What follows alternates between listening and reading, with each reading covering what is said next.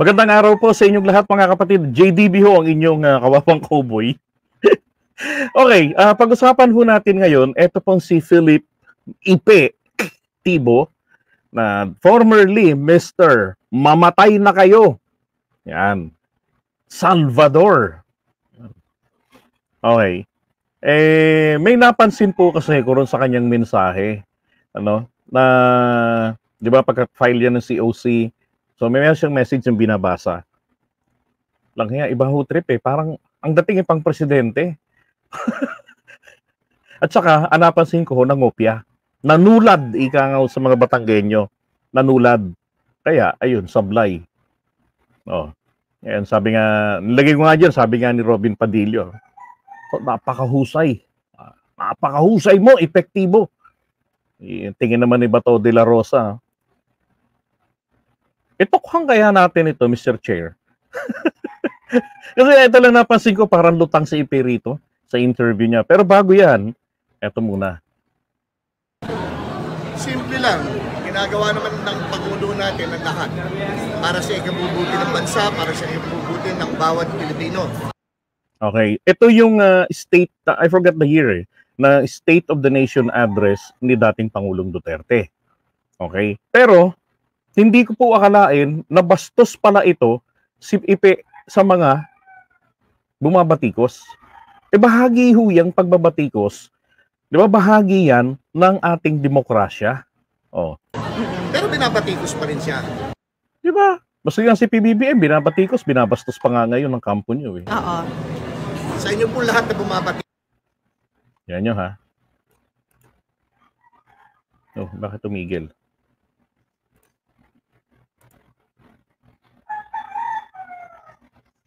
Well, simple lang. Ginagawa naman ng Pangulo natin ang lahat para sa ikabubuti ng bansa, para sa ikabubuti ng bawat Pilipino. Bakit tumitigil, anak ng baka?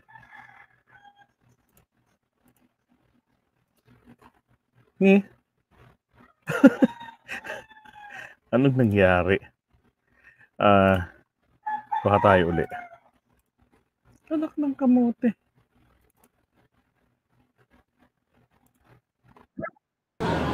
Simple lang. Ginagawa naman ng Pangulo natin ang lahat para sa ikabubuti ng bansa, para sa ikabubuti ng bawat Pilipino. Pero binabatikos pa rin siya. Oo. Sa inyo po lahat na bumabatikos, mamatay kayong lahat. Salamat po. Robin, ang ganda lang nung Grabe, no? Ganun lang. Sa lahat ng bumabatikos, mamatay na kayong lahat. matching kayo ng mga I love you, baby! Matching kayo ng mga barong. Opo. Oo, ano yan? Ikwento mo naman yung... Kami po ang Three Musketeers po. Opo. Naku po, patay tayo nito mga kababayan. May 3 musketeers pala. So, nako, sino-sino kaya yun? So, nauna na si Robin Padilla sa loob. Tapos isusunod ngayon etong si Ipe ba yung second musketeer? 3 Musketeers paano? Huwag naman Three Stooges ha. Oo. Paano naging 3 Musketeers? In what way? Pinaglalaban namin siyempre yung tama. Okay. Feeling lang namin yun. Ibigay nyo lang sa amin yun. Sinong gumawa ng barong mo? Kuya Ipe ang leader namin eh. Siya ang... Will we expect you to be more visible in the coming months? Pero hindi po sa politika. Hindi sa politika. You'll just remain as a musketeer. Oh, okay. I will serve my king. Message na lang, syempre sa lahat. Bilang supporter. Message ko po, mga mahal kong kababayan. Napakagulo na po ng mundo. Wala pong pinakamaganda kundi magkaisa na po tayo. Wala na po dapat sigurong kulay ng politika. Sana nananatiling kulang na 3 taon ng Pangulo. Sana po dito sa pagkakataon na to magsama-sama na po tayo. Okay. Ito yung isa pang matindi.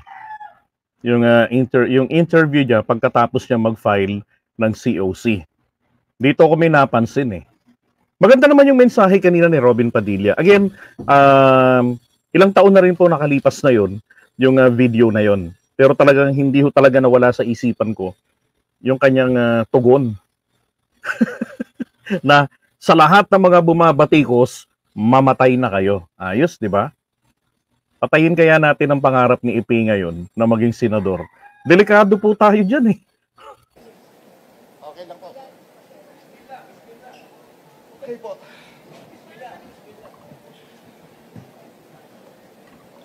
Tingnan nyo ha, ang tagal niyan. Puro pa drama. Magandang tanghali po sa kanilang lahat.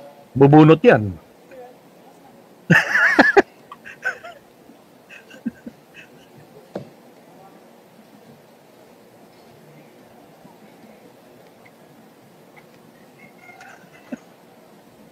Marapatin niyo po.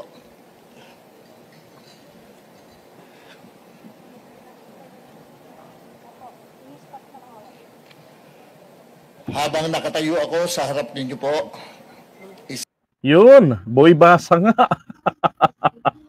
isang dedikadong magiging lingkod bayan at nakatuon ako sa pagtugon sa mga pangunahing issue ng humahadlang sa ating mahal na Pilipinas.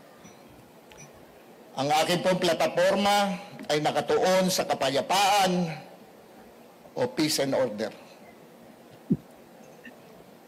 Peace and order po,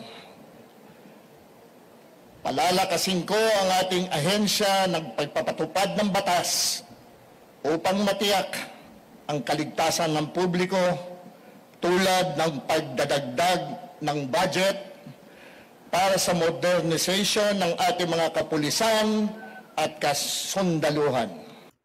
Grabe, no? Ito yung pagkakabigkas niya ron, no? Tingnan nyo ha, sa comment section, sa chat.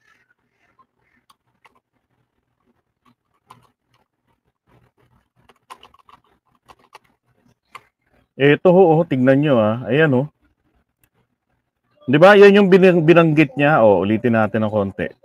Budget para sa modernization ng ating mga kapulisan at kasundaluhan. Sundaluhan. Itataguyod ang mga programang nakabatay sa komunidad upang mas mapalakas ang kooperasyon ng publiko at pribadong sektor para sugpuin ng kriminalidad at susuportahan ang mga epektibong programa sa rehabilitasyon ng droga. Yan na, yan na. Ano, alam nyo, unang-una ha, dapat pag sumampa ka dyan, di ba?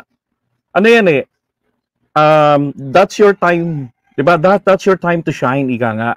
Now, pagdating sa kanya, ano to dapat, ano na yan, matik na yon, di ba? Kasi bago ka sumabak, alam mo na kung anong layunin mo talaga, kung anong gusto mong gawin para sa bayan. Yun lang naman yung sasabihin mo ron eh. Bakit kailangan ba sumulat pa kayo ng tula? Tapos, may effect pa ng... Taki na drama yan eh, pe. Ito sa simula, tinan mo kapatid.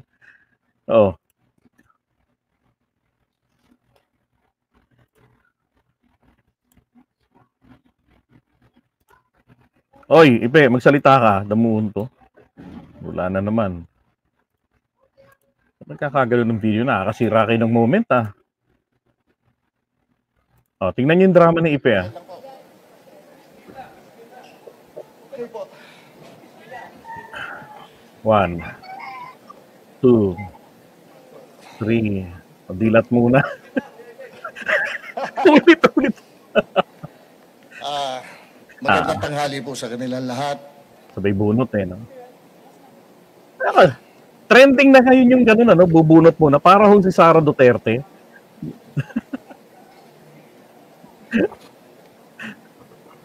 Wag po kayong mag-alala, sir. Ako po, ang policy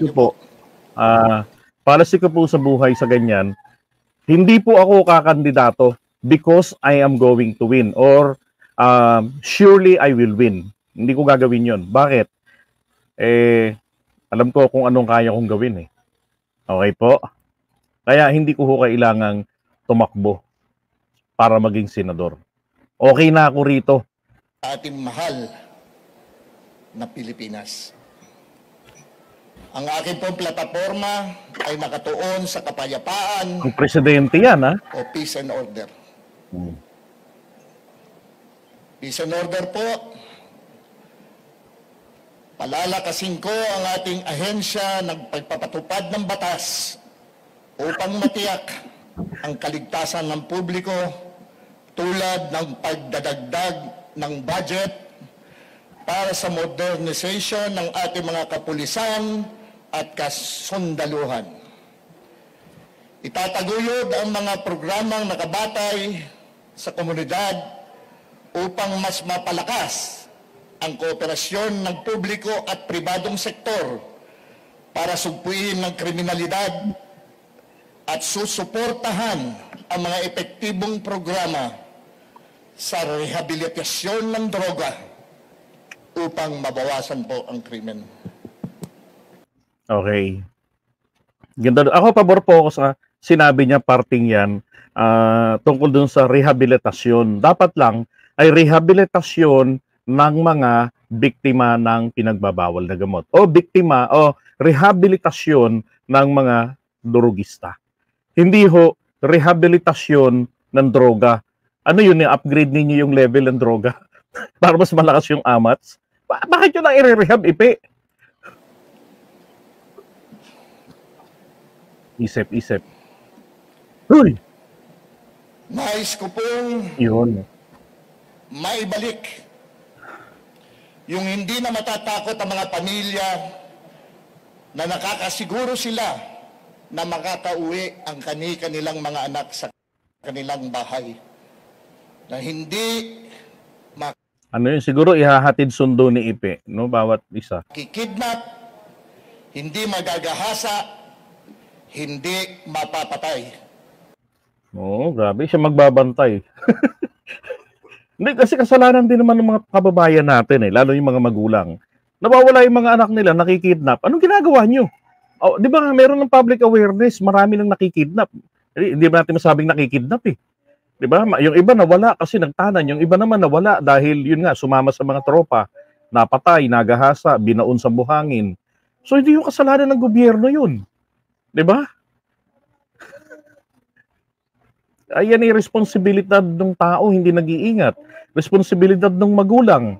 Now, for the government, dapat palagay ko dito, magkaroon tayo ng batas na mabigat ng parusa doon sa mga magulang na pinababayaan yung kanilang mga anak. No? Lalo na may mga teenagers, dapat ganun eh. Tapos paramihin yung police visibility. Hindi po sa tahimik yung lugar, 'di ba? Dapat number 1 talaga para sa akin yung police visibility. Yan. Gusto ko pong siguraduhin na mabawasan kung di man mawala lahat ng mga drug addicts Yun. na nagkalat na naman kung saan-saan. Sir, excuse me po. Akala niya ho kasi presidential speech o kaya nga sabi nga ni Arin Villarreal pang DILG yung speech niya. Sir, time's up. 2 minutes lang po. 2 minutes lang ho kasi. Yan, sinitabo kasi, pinandilatang katuloy ni Ipe. Wrap up ko na lang po. Sige po. Okay. Yan po ang aking plataforma. Ako po'y naniniwala na marami pa rin pong mga pulis na matitino. At huwag nyo lamang lalaliman ng inyong mga tanong. Nakaready na ako. Aray ko. Bakit ganito si Ipe, no? Mulat na mulat. Parang parang nakabatak eh. Pansin ko lang ha. Pansin ko lang. Yatin. Ito lang po yung bukod kay Lito Lapid na tumakas. Ayaw na humarap diyan sa entablado, ayaw na matanong. Ang katuwiran po doon ni Lito Lapid napatunayan ko na ang sarili ko eh. Matagal na ako sa serbisyo. Nakita na ng mga Pilipino yung kaya kong gawin. So, hindi na ako kailangan pang uriratin. Nox! Ano ba? Ano ba tayo nito? Ang tindi ng tama ng mga artista, no? Grabe. Ayaw na rin matanong. That's Lito Lapid. Kasalanan po kasi talaga to ni ni Shiminit eh. Okay, first question. Nico? Ito naman, wag raw lalaliman. Nico Sir Bagsik? Nico. Nico Bagsik. Magandang umaga po, sir. Sir, na-mention niyo po dyan po sa speech niyo na you're in favor of rehabilitation po, ano, when it comes to the drug addicts po. Does this mean na you don't agree po with the war on drugs of former President Rodrigo Duterte na libo-libo po yung napatay? Ay, hindi po. Ako po'y naniniwala doon sa ginawa niya kasi nakabuti dito sa atin. Pero ngayon po, ang sa akin naman, bigyan din natin ng pag-asang ma-rehab yung mga addicts. Kasi po, maski na mga addicts yan, meron pa rin pamilyang nagmamahal sa kanila. Bigyan din natin ng pag-asang makabalik sila sa lipunan. Nausog ah. Lahat siya nagagawin ko na agad ng batas. Teka. Mabigyan sila ng pag-asa.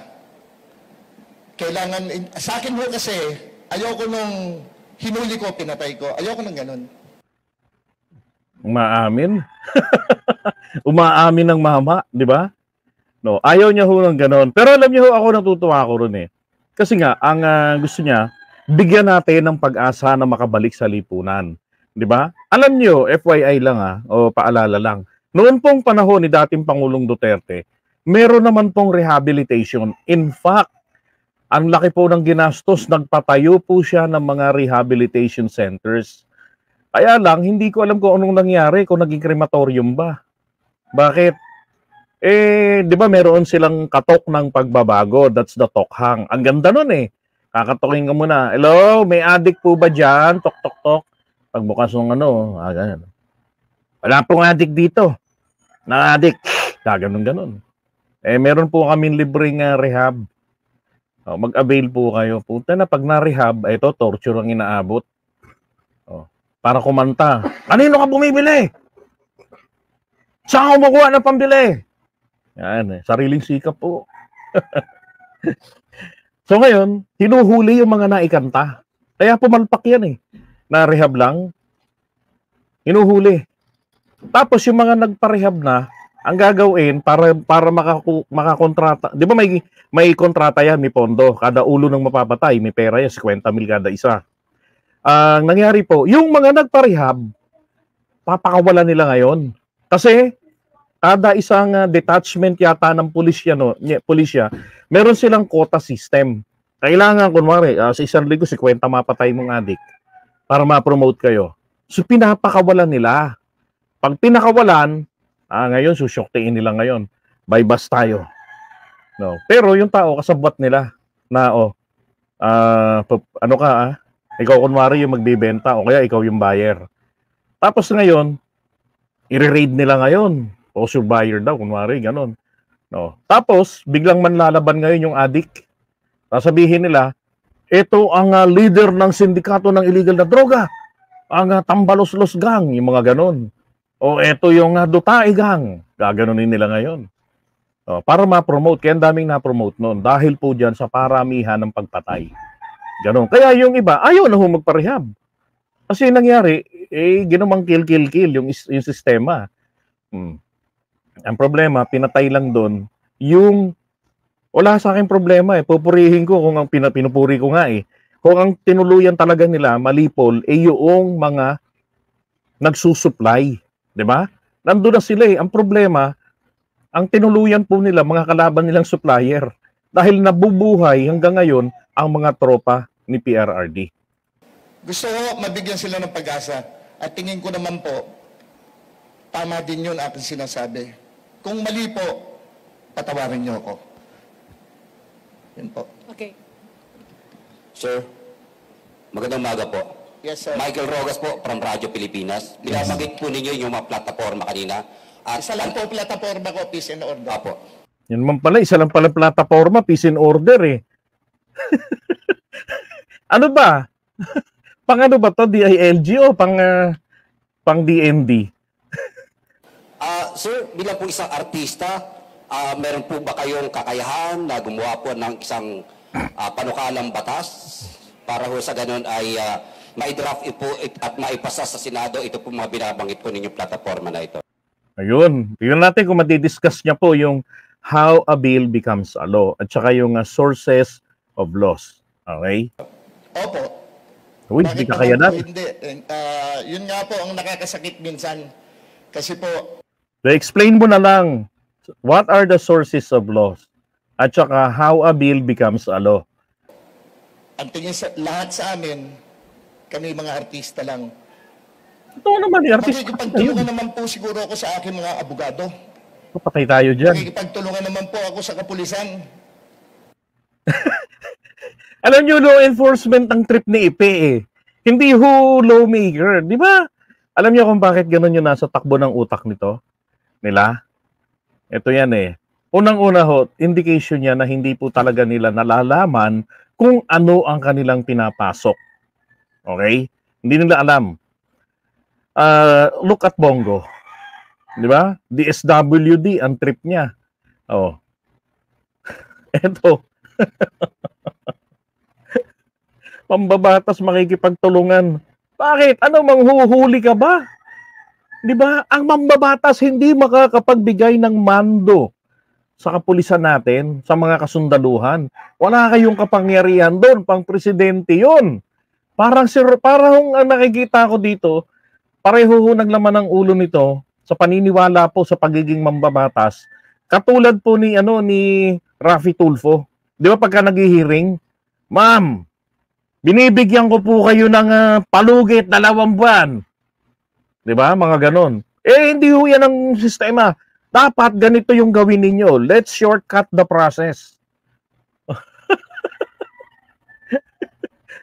Tapos wala siyang maisubmit na panukalang batas.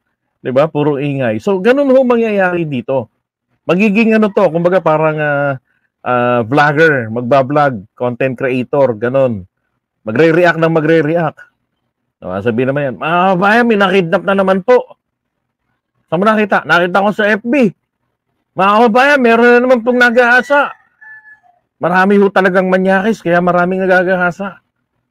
Ano nga magiging solusyon natin dito? Makikipagtulungan ako sa ating mga pulis. Ayos. Ideya. Lahat po yan. Hindi ko naman po aakuin lahat siya na gagawin ko na agad na batas.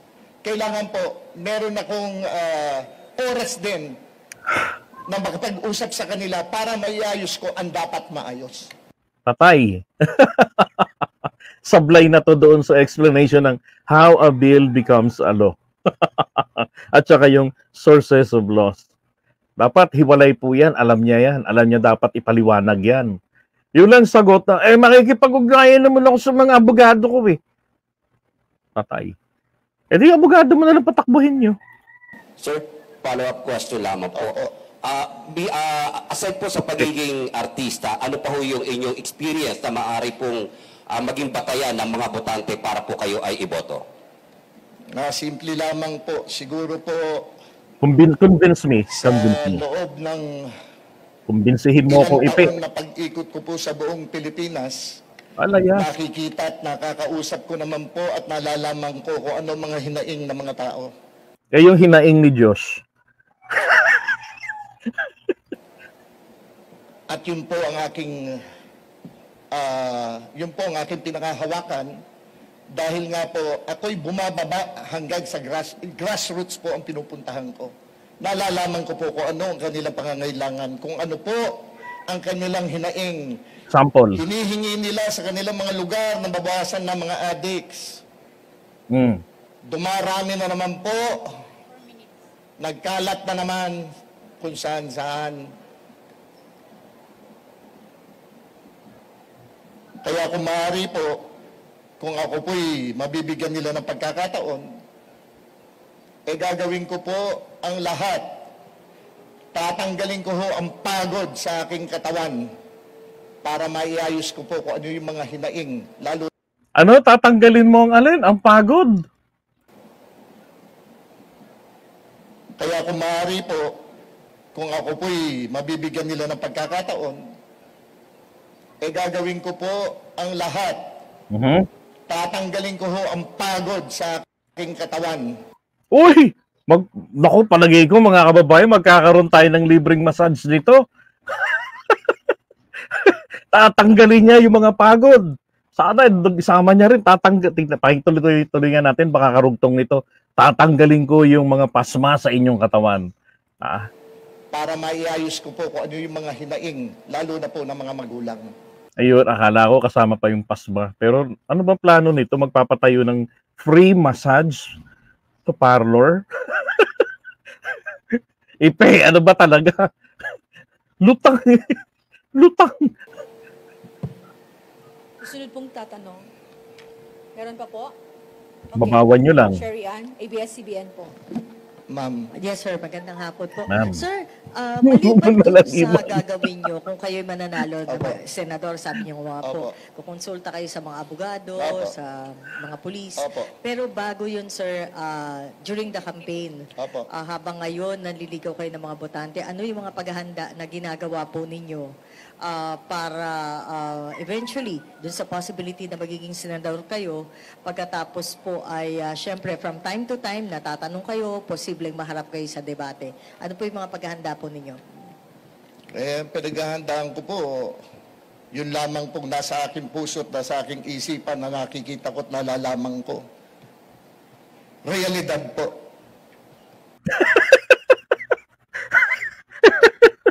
Hindi naintindihan yung tanong mo. Kung naintindihan yung tanong, hindi po handang sumagot. Bakit?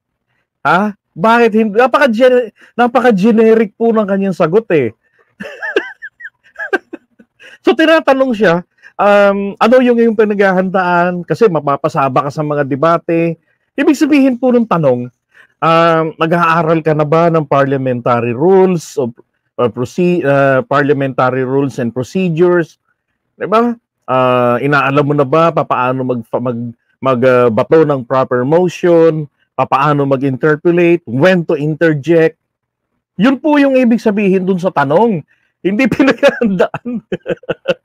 Tumatalon lang lagi yung utak niya ron sa, ito po yung aking plataforma. Isa lang po ang aking plataforma. Kaya pala hindi pwedeng laliman yung tanong eh. Kaya mga babae po tayo ng buhay ito, lugi tayo rito. So pagka usapin ng pang-ekonomiya, pag-uusapan, ay teka muna, ang mandato ko, doon lang ako sa peace and order.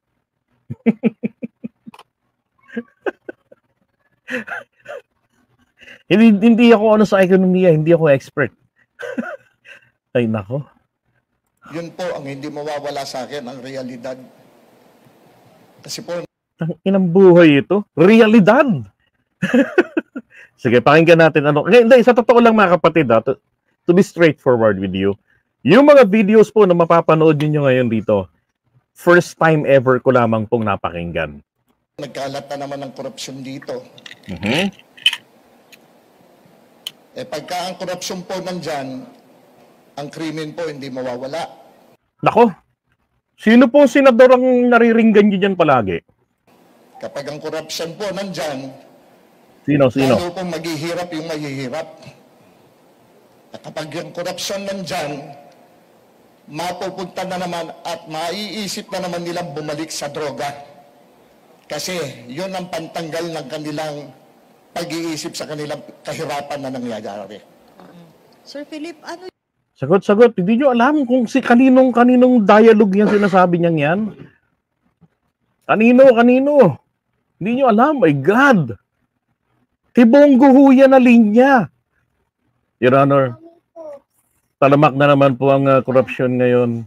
Alam niyo naman po kapag bumalik po ang korupsyon, babalik po ang droga. Pag bumalik po ang droga, babalik po ang buyer. Ibonggo ho yan eh. Pagkausapin naman ang droga, mga kababayan. Your Honors, pag bumalik po, ay kay Kuya Bongo, serbisyo, ang bisyo. Kapag bumalik po ang illegal drugs, babalik po ang korupsyon. Pinagpapalit-palit lang ngayon. Pag bumalik po ang illegal drugs, balik ang korupsyon. Pagka nagkaroon po tayo ng korupsyon, dadami po yung mga mahihirap. Pag dumami po yung mga mahihirap, dadami po yung mga adik. Pag dumami po yung mga adik, dadami po yung mga buyer. Kakalat na naman po yung mga adik. Ang naman ipe, ano ba to? yung main motivation ninyo? Bakit sa dulo naisip nyo magsesenador ako? Bakit Gusto hindi is nga ibang eh. posisyon na mas nakadirekta sa tao? Bakit po Senado agad? Ang totoo po, Mga tao po ang nagsabi sa akin tumakbo ko senador. Tao nino? Mga helpless and the hopeless po ang nagsasabi sa akin tumakbo akong senador. Yun po ang nagpapalakas ng loob ko. Una, ang ating Panginoon Diyos. Pangalawa, ang mga tao. So, if ever po, kung ano man po mangyari, I will run as a senator. I will run, I will join the race, and I will finish my race whether I win or lose. Thank you very much. Thank you po. Thank you very much. Thank you po. Time is up na. Nene, last. Salamat Sige po sa inyo lahat. Ay, Nene, sorry. There's one more pahabol question, Ay, sir. ma'am. Sige, Nene. Okay lang. Hi sir, good afternoon po. You mentioned sir yung platform on peace and order and you also mentioned yung sa drug rehabilitation. But Opo. what specific bills do you have in mind po sa ngayon? Sa ngayon ho, gusto ko talaga yung sa rehabilitation ng mga addicts. Gusto ko ho sila mabigyan ng pag-asa kasi. Kagaya ng sinabi ko, paulit-ulit ko sinasabi, may nagmamahal din mga pamilya yan. Bigyan natin sila ng pagkakataon. Sinabi niya kaya yan kay Duterte nung panahon niya. No, dapat sinabi niya yan eh. Pag hindi pa sila tumino doon sa anong yan, paano na yung bill na gagawin mo for them para sa mga tao? Kailangan may ayos ang mga Patay, hirap na hirap na. pangangailangan. Kailangan paano na yung bill na gagawin mo for them para sa mga tao? Okay. Kailangan may ayos ang mga may pangangailangan sa buhay. Tanggalin natin ang kahirapan. Prof, ano ba to? Ayan na. May professor po dito, si JC Cheats. Paano ba to, Prof? Pagka-recitation, ganito yung nagre-recite sa harapan nyo, no? Parang ang sarap batuhin ng eraser, ano? Sabi niya, ayusin muna kaya niya ang anak niya kay Chris. Baka maniwala pa ako ng konti. Paano na daw yung bill? Alam niyo kung bakit po?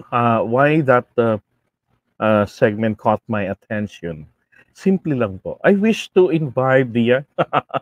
Naalala ko si Beatrix eh. Ganito lang ko kasi yun eh. Yung panukalang batas, yung bill, okay? Ito po, ang iyong ipapanukala para pag nakapasa, makagamit ng executive department, maayos ang problema.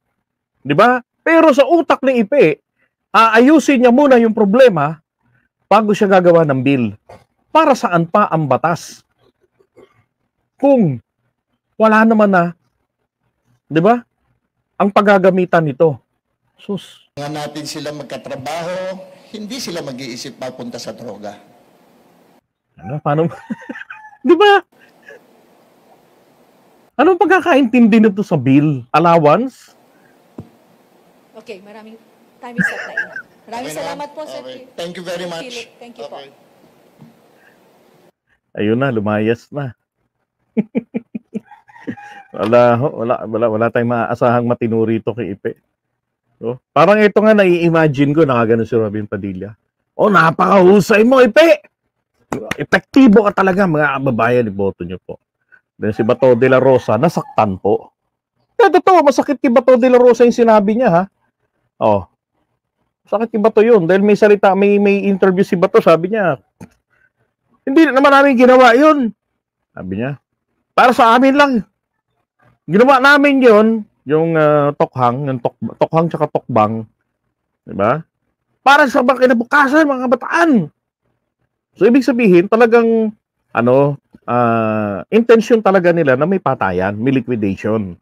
Diba? And besides, kung hindi po totoo yung sinasabi ko, bakit hindi niya binago Hindi niya binura yung sistema ng kapulisan na quota system. Kailangan mahuli mo to, kailangan mapatay nyo to, ganito karami. O, di ba? Para hindi kayo ma-demote o para ma-promote kayo. O. Diba? Nasaktan si Bato. Sabi siguro ni Bato rito habang nakikinig, epektibo ka ha. Itukhang ko kaya ito, Mr. Chair. Ay nako, kakainis sa mga DDS.